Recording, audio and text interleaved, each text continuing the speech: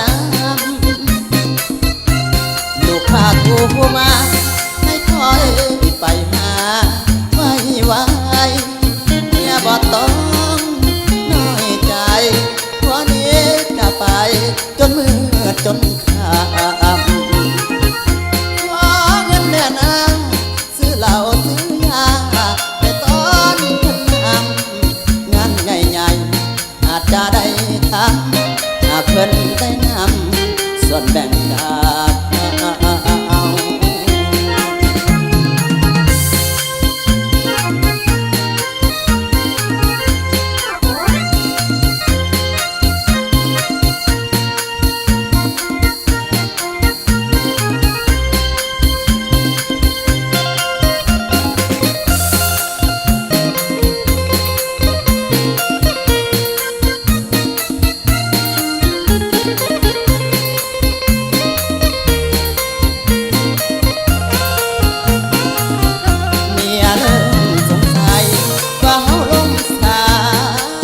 จากให้อยู่เฮ็ดหน้าบูจูลูว่าจะข่มขู่ผู้ใดถูมาบอกหรือบ่บอกหรือเจ้าจะหลอกคอยอยู่สั่นบ้าสั่งเสียงคอยบอกคอยจ้าคือจังว่ามีไผ่ตัวน้ำลูกพากูมาคอยไปหาไม่ไหวอย่าบ่ต้องน้อยใจวันนี้จะไปจนมืดจนค่ำขอเงินแม่นางซื้อเหล้าซื้อยาไปต้อนเพิ่นนำงานใหญ่ๆอาจจะได้ทำหากเพิ่นได้นำส่วนแบ่งจาก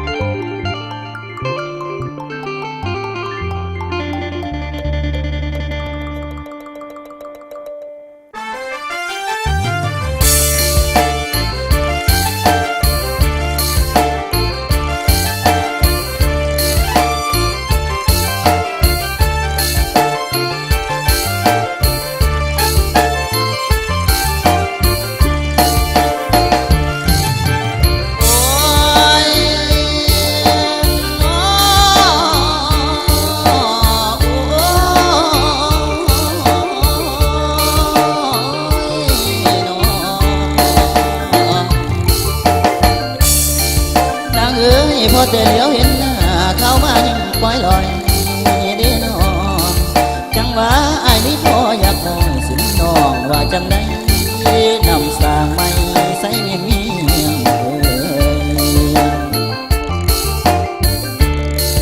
นางเอ๋ยคนจบคือน้องคนงามคือน้องเบื้องวันได้กะทอ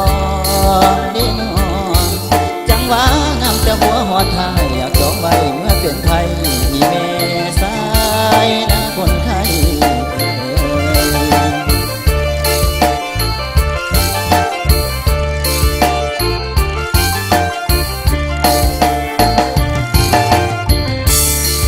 จังว่าขอทำแม่เดินห้องยามจะนอนในห้องมีคนเพียงแล้วบ่อุ่นเพียงหรือว่ามีตั้งแต่สู้หรือว่ามีตั้งแต่สู้ผัวที่ซ่อนจะบ่มีนั่ง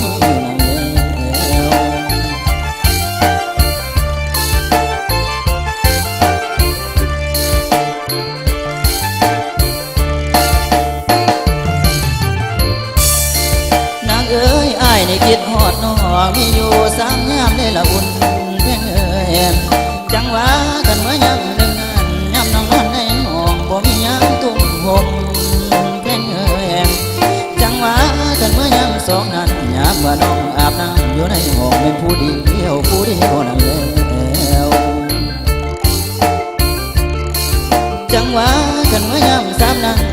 ลมพันตองอยากมาคุ้นเคียงไหลนั่งเนียนยังว่าอกสิพี่นอนมักเจ้าผู้สมพรนั่นแม่นเขาเหลือใจหมอลำเดี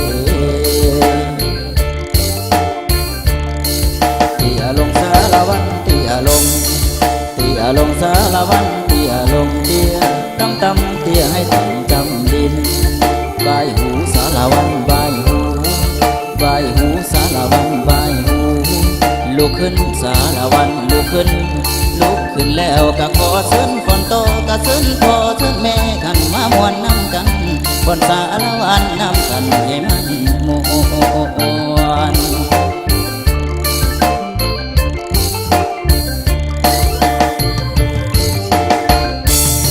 สารวันยังมีเจริญก้าวหนุ่มๆสาวๆออกแข่งขันเขตภาคใต้เขาสาลือกันแดนสารวันเดาข้าวสาวงามจนอายอยากมาเป็นเคยถ้าได้เสียเชยกับสาวสารวันสิหาเจ้าคนเดียวเท่านั้นสิหาเจ้าคนเดียวเท่านั้นสาวสารวันโปรดจงเห็นใจ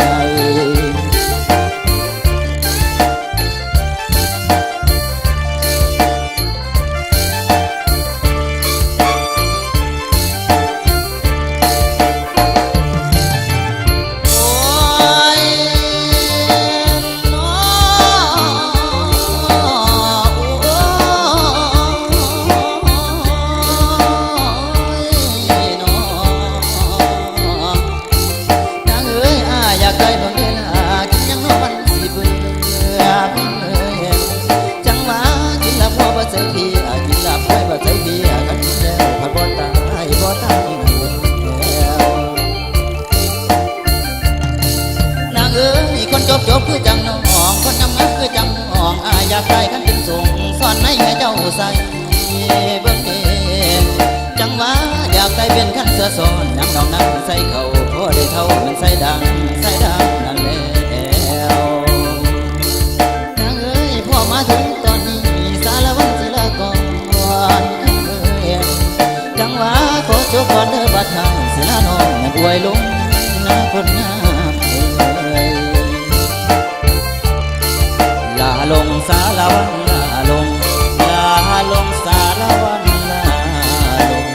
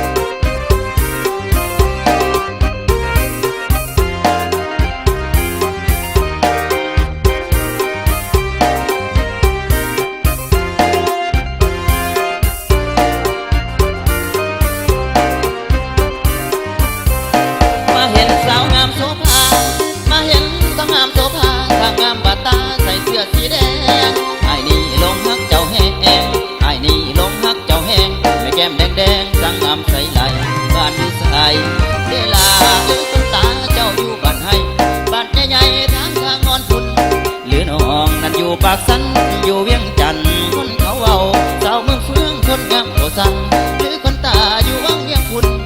ตัวอายสิไปตามไปนำคนงามทุกคนทุกแห่งหลงหักแสดงลายดีโอ้อกสิเพแต่น้ำน้องแต่น้ำน้อง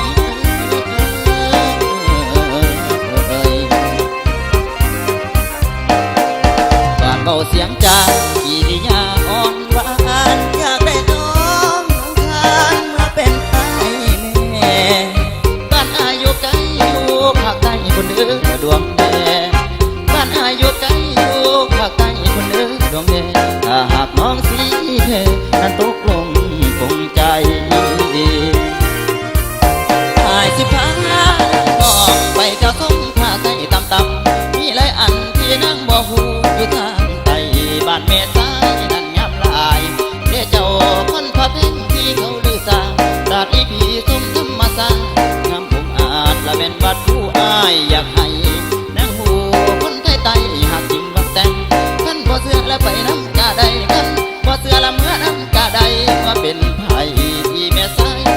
ไปทุกคนทุกแห่งลงหักเสื้อแดงหลายเด้เป็นคนคิมเบถือใจอาย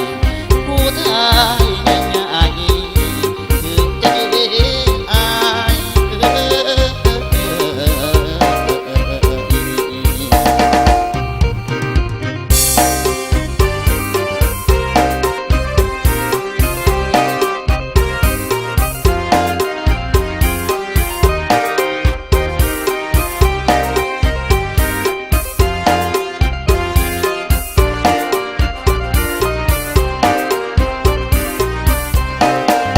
ว่าเขาเสียงจากิริยาอ่อนหวานอยากได้น้อ